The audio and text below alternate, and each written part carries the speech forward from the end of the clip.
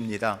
오실 예수님을 향한 고백이라고 하는 주제를 가지고 누가복음 1장, 2장에 보면 경건한 믿음의 사람들의 고백이 나옵니다. 오늘 살필 엘리사벳의 고백이 있고요, 그 다음에 마리아의 고백이 있고 사가랴의 고백이 있고, 누가복음 2장에 보면 천사들이 나신 예수님을 바라보면서 고백하는 것이 있고, 시므온의 고백이 나옵니다. 이 고백들을 좀 살펴보면서 은혜를 나누려고 하는데, 저는 말씀을 준비하면서 이런 생각을 해봤습니다. 신앙생활에 있어서 고백은 정말 중요하잖아요. 저도 목회하면서 우리 성도님들이 신방할 때나 아니면 전화로 통화할 때, 목사님, 하나님 이렇게 기도하는 것 가운데 응답해 주셨어요. 그리고 신앙적인 고백을 할 때 참 마음에 기쁨이 넘쳐나더라고요. 아마 가정 안에서도 그러실 거예요. 자녀들이 어머니, 아버지, 저 이런 은혜가 있었어요, 이렇게 고백하면 그 가정에 그 고백이 참 기쁨이 될 거예요. 그런 기도가 되더라고요. 하나님, 12월 한 달도 여전히 힘든 때를 지나지만 정말 오실 예수님을 기대하면서 우리 성도들의 삶 속에 주님으로 인한 기쁨과 감사의 고백들이 쏟아져 나오게 해 주옵소서. 그렇게 기도하게 돼요. 정말 그런 마음으로 말씀을 전하려고 합니다. 오늘 엘리사벳, 우리가 잘 아는 세례 요한의 어머니죠, 엘리사벳이 고백하는 것. 아직 예수님이 이 땅에 오시지 않았지만 마리아의 태중에 있을 때 엘리사벳의 고백, 마리아에게는 내게 복이 있도다, 내 태중에 있는 아이가 복이 있도다. 그리고 오늘 읽었던 마지막 45절의 말씀에 나와 있는 것처럼 하나님의 말씀하신 대로 이루어질 줄 믿는 그 사람들에게는 복이 있도다. 이 고백처럼 우리도 정말 주님을 향한 고백이 넘쳐나는 성도들이 되었으면 좋겠습니다. 자, 한번 살펴볼까요? 오늘 짧은 말씀을 읽었습니다. 누가복음 1장 39절로 45절의 말씀을 읽었는데, 세례 요한의 어머니 엘리사벳의 고백이 이 말씀 속에 담겨져 있어요. 오늘 본문에는 두 여자가 등장하죠. 마리아가 등장하고 있고 엘리사벳, 세례 요한의 어머니가 등장하고 있습니다. 두 여인에게는 친족 간의 관계였지만 공통점도 있고 다른 점도 있습니다. 사람들이 다 똑같진 않잖아요. 친척이라고 생긴 건 비슷할 수 있지만 다 다릅니다. 여기 엘리사벳과 마리아도 다릅니다. 뭐가 다릅니까? 멀리 떨어져 살았습니다. 마리아는 이스라엘의 북쪽 갈릴리 나사렛 마을에 살았고, 엘리사벳은 이스라엘의 남쪽 유대 예루살렘 근방에 살았습니다. 엘리사벳은 늙었다라고 성경에 표현하고 있어요. 오늘 39절서부터 읽었지만 36절 말씀에 보니까 천사의 말 속에 엘리사벳 등장하고 있는데, 늙었다. 엘리사벳이라고 하는 여인은 나이가 많은데 임신하지 못했었다라고 하는 것을 알립니다. 아마 친족이었으니까 마리아도 알았을 것입니다. 아이를 갖지 못하는 여성으로 나이 많아 늙었다라는 이야기겠죠.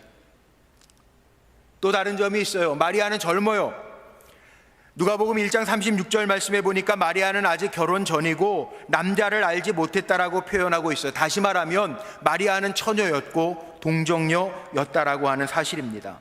그럼에도 불구하고 마리아는 태중에 성령으로 잉태된 아들을 갖게 됩니다. 공통점이 있죠. 사는 곳도 다르고 나이도 다르고 배경도 다르지만 공통점이 뭐예요? 아이를 가질 수 없는 조건과 상황 속에서 하나님의 기적을 이 두 여인이 맛보았다라고 하는 사실입니다. 초자연적인 임신을 했다라고 하는 이야기입니다. 정말 기가 막힌 하나님의 역사를 체험한 두 여인이 오늘 만나서 고백하는 거예요.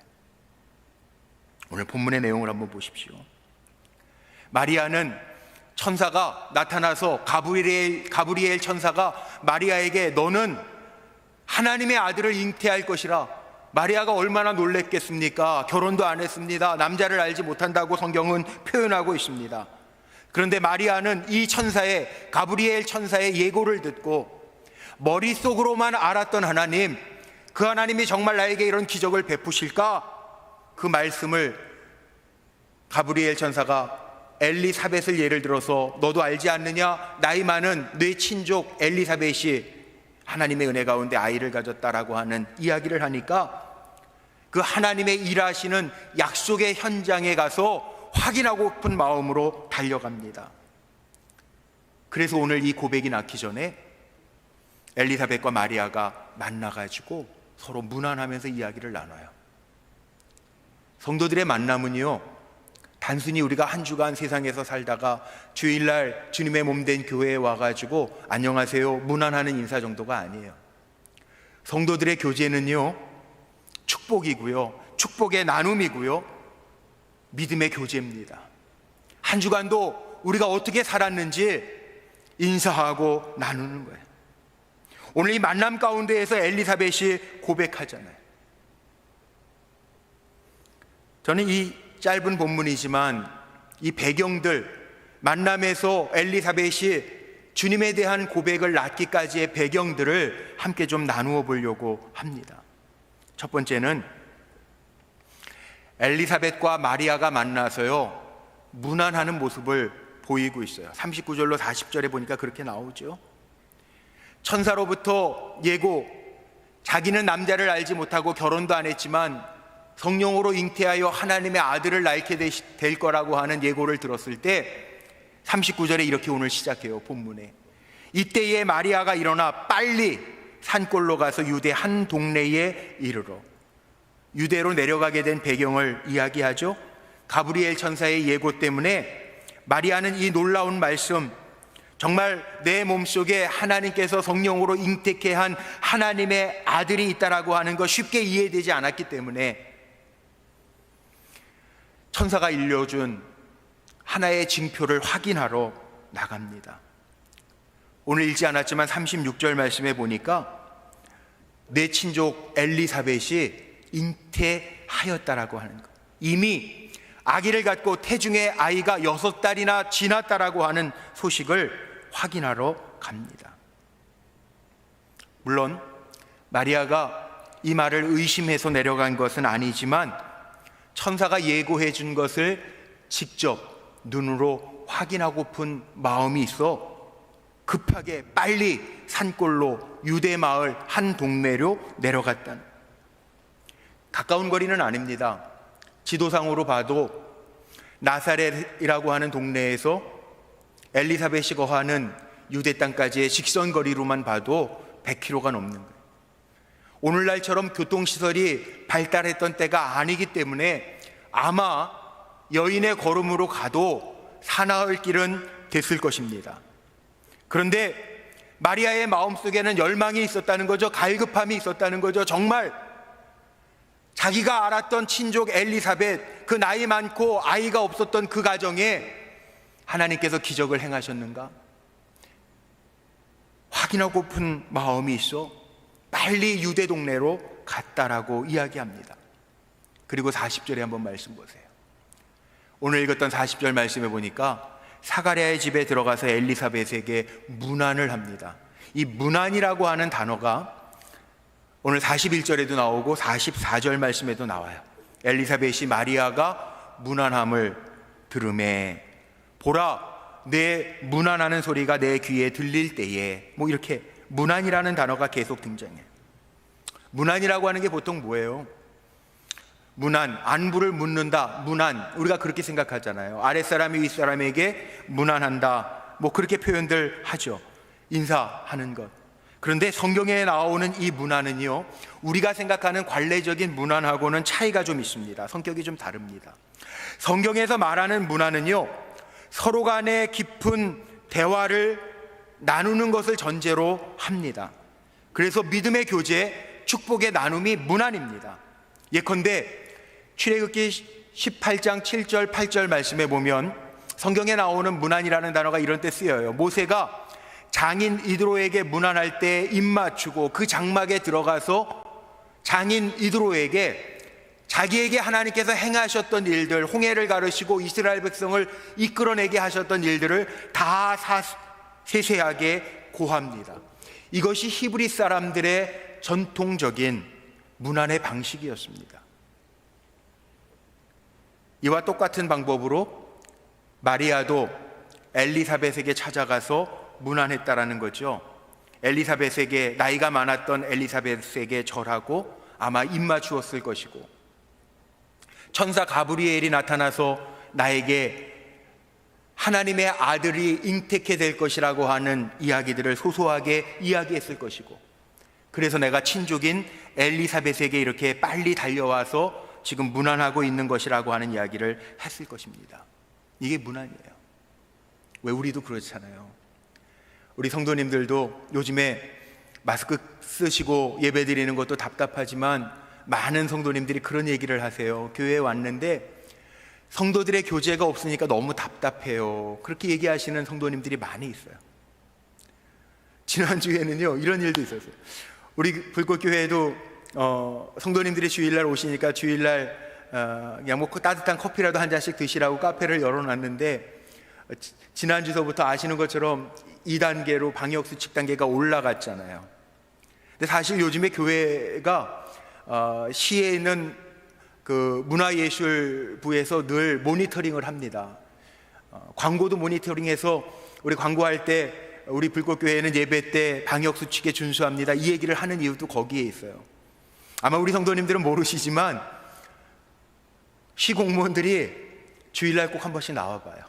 지난주에도 나왔다가 우리 교회 카페에서 이렇게 사람들 만나니까 반갑잖아요. 우리 장로님 권사님들도 반갑잖아요. 그러니까 의자를 다 뒤집어서 테이블 위에다 얹어놨는데 앉지 마시라고 해놨는데도 몇 분 장로님 권사님들 앉아서 얘기 나누시고 뭐 문안하고 정말 믿음의 교제를 나누고 축복의 나눔을 하다가 그 순간에 또 공무원이 봤어요. 그래가지고 다행인 거는 참 그게 하나님의 은혜죠. 그 공무원이 또 믿음의 집사님이시더라고. 그냥 좋게 경고하고 왔어요. 선생님, 목사님 이러시면 안 됩니다. 이 교회 이렇게 하시면 안 됩니다. 그래서 알겠다고. 그래서 오늘 아마 카페 오늘 커피도 못 팔 거예요. 왜냐하면 우리 성도님들은 그렇거든요. 만나면 좋잖아요. 만나면 좋은 친구. 교회 안에 우리 장로님 만나면 얼마나 반가워요. 권사님 만나면 얼마나 반가워. 만나면 반갑고 한 주간 어떻게 살았어요? 하나님의 은혜가 뭐예요? 나누게 되잖아요. 그걸 못하니까 답답한 거예요. 그런데 이 히브리 사람들의 문안이라고 하는 게 이런 거라는 거죠. 정말 이렇게 기쁨으로 나누는 거, 하나님의 주신 은혜를 나누는 게 문안이라는 거예요. 그런데 엘리사벳과 마리아가 만나서 이렇게 문안합니다. 사가랴의 상태는 왜? 사가랴가 남편인데 사가랴는요 문안의 대상에서 빠져 있어요. 왜 그러냐 하면 누가복음 1장 20절에 보니까 먼저 예수님이 탄생 예고 전에 세례 요한, 예수님의 길을 예비하는 세례 요한에 대한 얘기가 누가복음 1장에 나오잖아요. 근데 사가랴는 제사장이었어요. 성소에 들어가서 제사 지내다가 천사가 나타나서 너에게 아들이 있을 것이라 천사가 얘기하는데 사가랴가 제사장임에도 불구하고요, 인간적으로는 말이 안 되는 얘기거든. 애 낳을 나이도 지났거든요. 아내가 애를 낳을 수가 없는 거예요. 인간적으로는 믿지 않았다고요. 그것 때문에 사가랴는 어떻게 됐어요? 천사의 말, 하나님의 예고를 믿지 아니하니까 일시적으로나마 제사장이었음에도 불구하고 사가랴는 말을 못하는 벙어리가 되고 귀를 듣지 못하는 귀머거리가 됩니다. 그러니까 엘리사벳에게는 문안할 수가 없죠. 듣지도 못하는데, 말도 못하는데. 엘리사벳과 마리아가 만나서 서로 문안하고 믿음의 교제를 나누고 축복의 나눔을 가지면서 마리아가 뭘 느꼈겠습니까? 야, 정말이구나. 엘리사벳도 천사가 나타나서 내 친족 엘리사벳이 아이를 가졌다, 이미 6달이나 지났다, 말한 게 정말이구나. 그 얘기를 들으면서 마리아는 어떤 마음의 상태였을까요? 아마 확신했을 거예요. 아, 정말 하나님은 못하실 것이 없는구나. 누가복음 1장 36절 37절에 나오는 것처럼 하나님의 말씀은 능치 못하심이 없구나 깨달았을 거라고요. 만남을 통해서 그 믿음이 확증되었을 거예요. 저는 우리 불꽃교회 안에서 성도들의 만남을 통해서 하나님의 하나님 되심이 증거되기를 간절히 소망합니다. 그리고 고백되는 교회가 됐으면 좋겠어요. 저도 힘들 때요, 하나님의 약속을 자꾸 되뇌어요. 하나님의 하나님 되심을 보여주시겠다라고 하는 약속을 저는 드네요. 기억나시죠? 우리 이 성전을 지을 때에도 여기 지금 데코 타일로 다 바닥이 깔려 있지만 시멘트 바닥일 때 우리 장로님들, 원로 장로님들, 권사님들, 집사님들, 성도님들이요, 여기 올라와서 다 바닥에 글을 써놨어요. 저도 기억나요. 요 가운데에다가 제가 그렇게 썼어요. 하나님의 하나님 되심을 증거하는, 보여주는 교회가 되게 하여 주옵소서. 제가 여기다 썼어요. 하나님은 말씀대로 하시잖아요. 마리아가 엘리사벳과 만나서 고백하는 거예요. 하나님의 하시는 일들을 서로 고백하는 거예요. 저는 우리 불꽃교회 성도님들의 만남 속에 하나님의 하신 일들을 고백하는 일들이 많아지기를 소원하고 축복합니다. 오실 예수님을 향한 고백들이 엘리사벳의 고백으로 끝나는 것이 아니라 이 엘리사벳의 고백이 우리 성도님들의 고백이 되기를 간절히 소망합니다. 이게 과정 중에 있었다는, 서로 무난하면서 믿음의 교제를 나누면서 서로 축복하면서 하나님의 하시는 일들을 나눌 때 엘리사벳의 고백으로 이어져 갔다는 거죠. 두 번째 단락을 한번 보세요.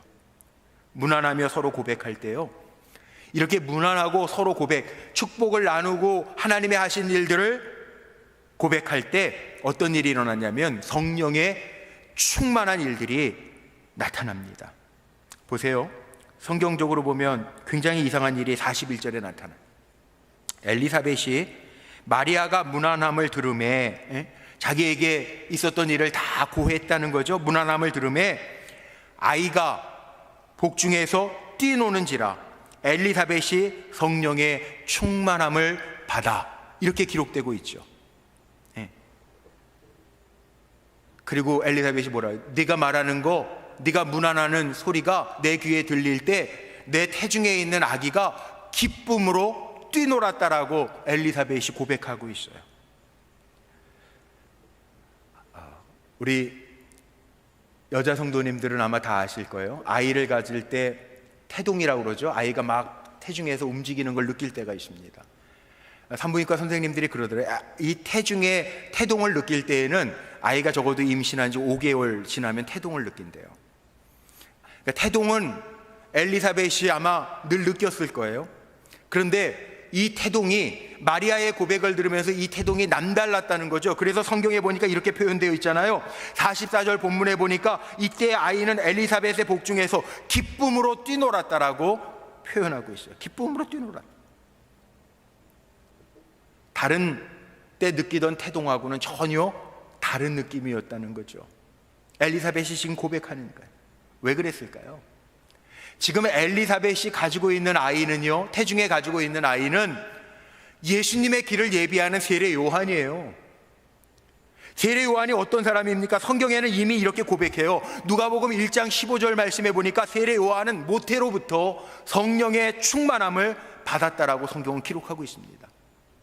오늘 제가 1장 앞에 부분은 안 읽었지만 누가복음 1장 15절에 세례 요한은 모태에 있을 때서부터 성령 충만함을 받았다라고 기록하고, 세례 요한의 사명이 뭐예요? 예수님의 길 준비하는, 예수님이 마리아의 몸속에 잉태되었다라고 하는 소식을 태중에서 듣고 세례 요한은 이미 기쁨으로 엄마 뱃속에서도 뛰놀았다라고 하는 이야기를 하고 있어요. 복중에서도 하나님의 아들 예수 그리스도의 증언자가 되었다는 거죠. 생각해보세요. 태아가 표현할 수 있는 방법이 뭐가 있어요?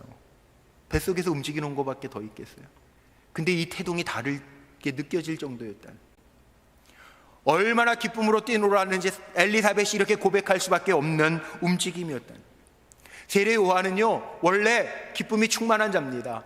요한복음 3장 29절 말씀에도 보면 세례 요한이 자기가 이렇게 고백합니다. 신부를 취하는 자는 신랑이나 서서 신랑의 음성을 듣는 친구가 크게 기뻐하나니 나는 이러한 기쁨으로 충만하였도다. 세례 요한이 그렇게 고백해요. 예수님을 신랑으로 이야기할 때 신랑의 음성을 듣는 친구가 크게 기뻐하나니, 세례 요한은 나는 이런 기쁨으로 충만하였다. 제자들에게도 나는 예수님으로 인한 기쁨으로 충만했다라고 고백하고 있습니다. 그렇습니다. 세례 요한처럼요, 엘리사벳이 고백한 것처럼 우리도 예수님이 오신다라고 하는 소식 때문에 기뻐하고 있는가 점검해 봐야 돼. 요즘에요, 다 흑암이잖아요. 온 세계가 감염병 때문에 다들 눌려 있고, 우리나라도 뭐 연말연시인데 모임 과감하게 취소하라고 연일 방송으로는 이야기하고 있고, 확진자들은 늘어난다라고 해서 안 그래도 다 위축되어 있는데 더 위축하고 있고, 그럼 우리도 같이 위축하고 힘들어해야 될까요?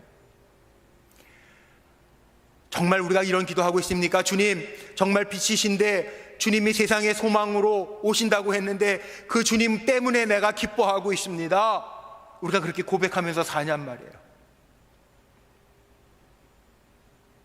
주님이 정말 원하시는 게 뭘까요?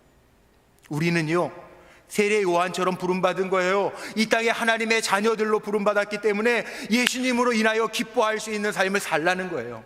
성탄절 다가올 때 우리가 왜 사랑의 나눔을 합니까? 세상에 주님 오시는 그 사랑의 빛을 비추는 전조등이 되라는 거잖아요.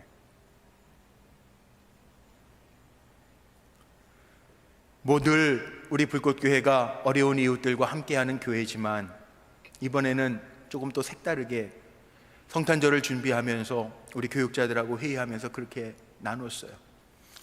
우리 성도님들이 지난 8월 달서부터 정말 다 어려운 때를 살아가지만 우리보다 더 어려운 사람들을 생각하면서 지내자, 그러면서 예수님을 대접하는 심정으로 한 달에 한 번 예수님한테 한 끼 대접한다 생각하고 우리 이상 나눔, 어려운 사람들을 생각하면서 헌금합시다. 그래서 정말 우리 성도님들이 한 달에 한 번 주님 대접하는 마음으로 열심히 이상 나눔 성금을 모아주시는 게 얼마나 감사한지요.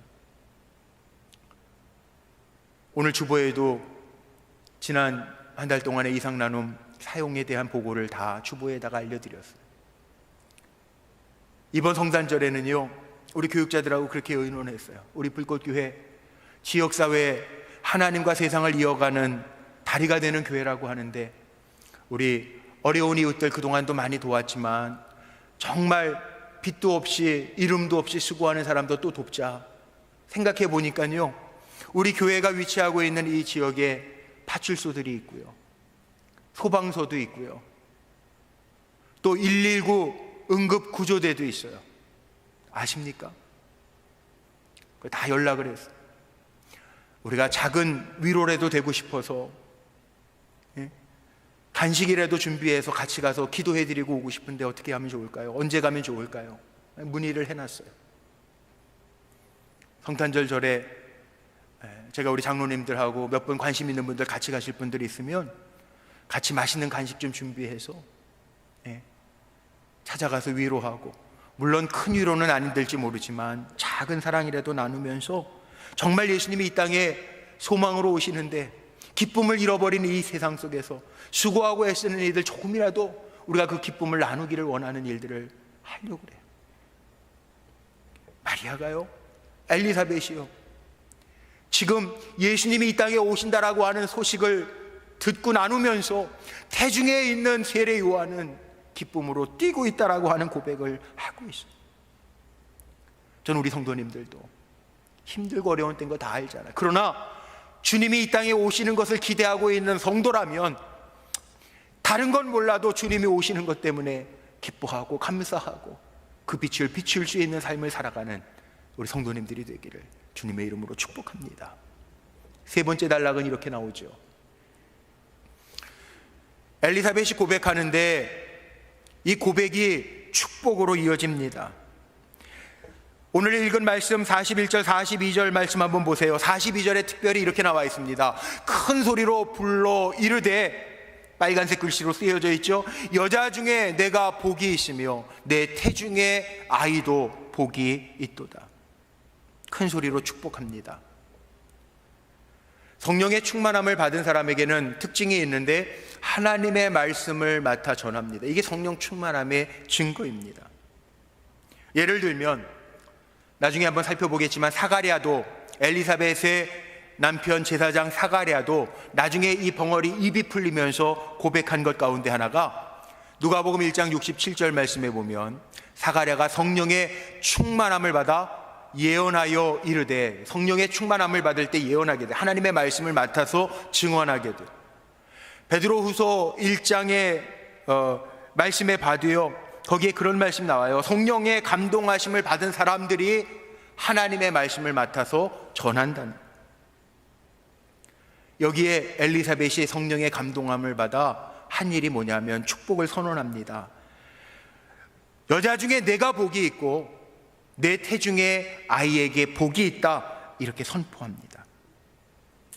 저는 우리 성도님들도 축복합니다. 우리 성도님들에게 복이 있습니다. 여러분들의 가정에 하나님의 복이 있습니다. 힘들고 어려워도요, 자녀들 때문에 기도하고 있어도요, 문제 때문에 낙심되고 있어도요, 하나님의 자녀들은 하나님이 잊지 않으신대요. 우리 성도님들의 가정에도 복이 있는 줄로 믿습니다. 너와 내 태중의 아이에게 복이 있도다, 이 선언은 너와 내 가정에 복이 있도다라고 하는 선언과 마찬가지예요. 주님의 오심을 기대하면서 엘리사벳은 이렇게 고백하고 선언하는 거예요. 축복성이죠.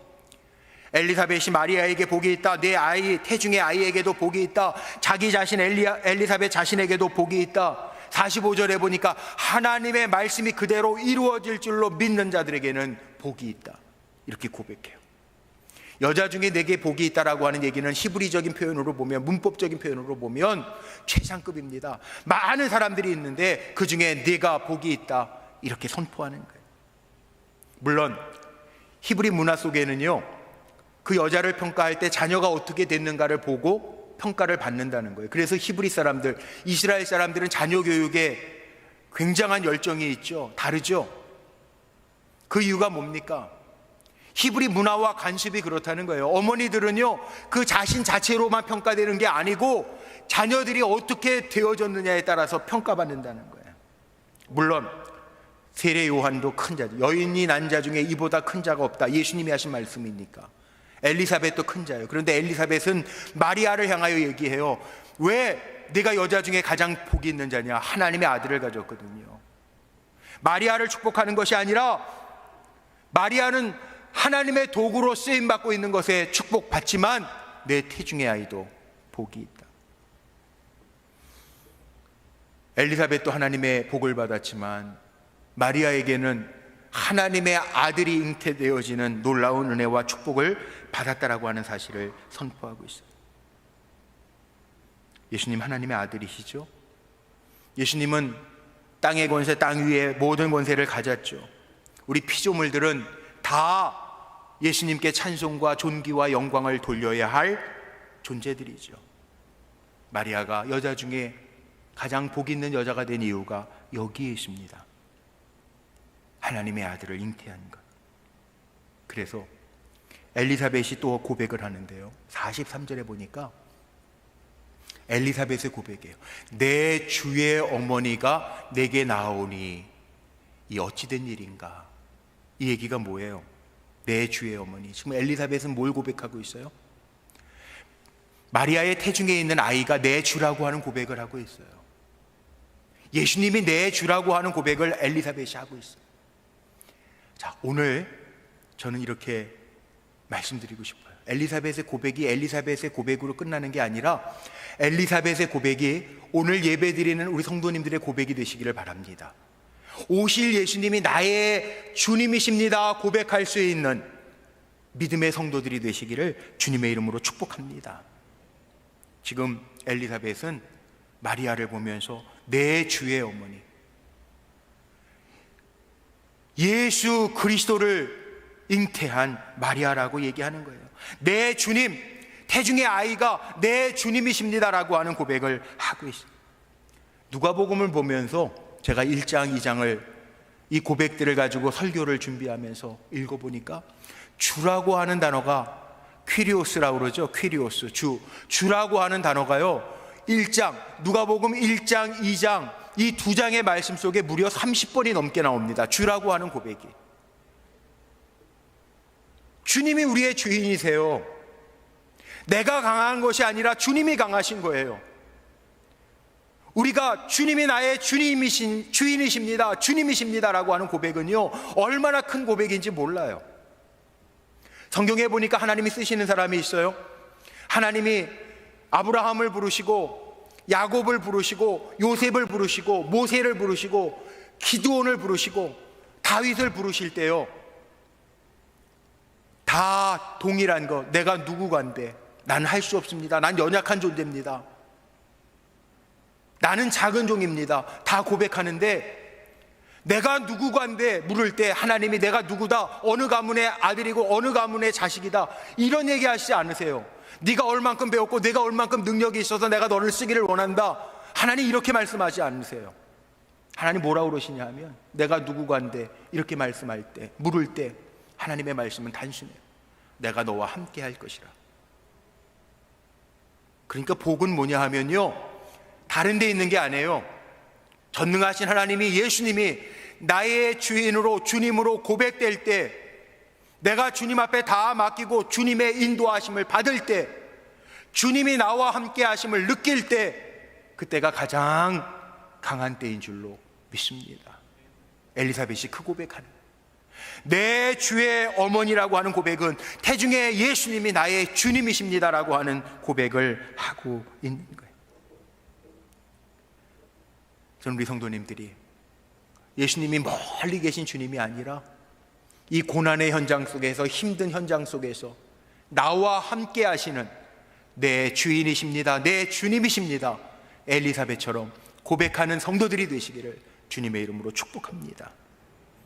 마지막으로 오늘 마지막 말씀에 45절에 보니까요, 축복의 대상이 등장하죠. 누가 복받은 사람이냐, 정말 중요한 거죠. 여기 이렇게 엘리사벳이 고백합니다. 주께서 하신 말씀이 반드시 이루어지리라고 믿는 그 여자에게 복이 있도다. 누가 복이 있다고요? 그 여자, 1차적으로는 마리아일 거예요.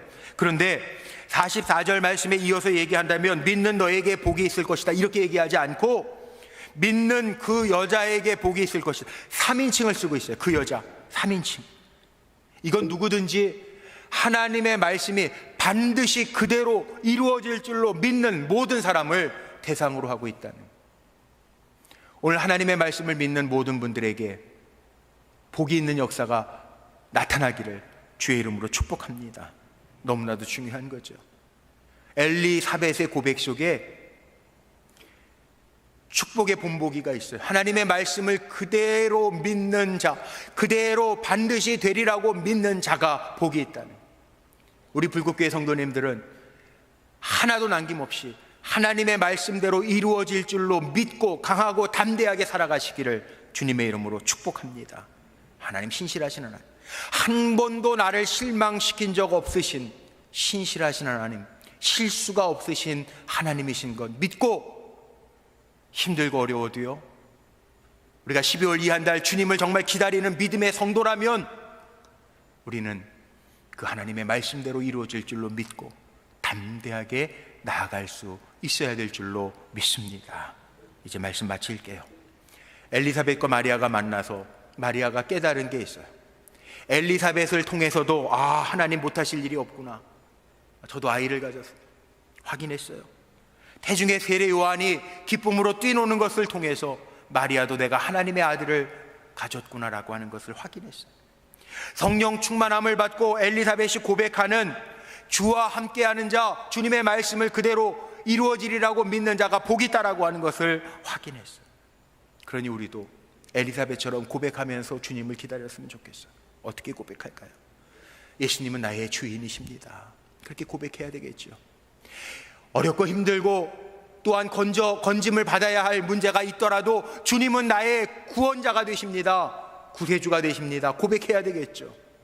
그리고 무엇보다도 하나님 말씀이 하나님이라고 그랬는데 하나님이 말씀하신 것은 그대로 반드시 이루어질 줄로 믿습니다 라고 하는 고백이 엘리사벳의 고백으로 끝나는 것이 아니라, 오늘 예배드리는 믿음으로 나와 주님의 십자가를 바라보고 하나님, 전능하신 하나님을 바라보는 우리 성도님들에게 임하여 지시기를 주님의 이름으로 축복합니다. 기도하시겠습니다.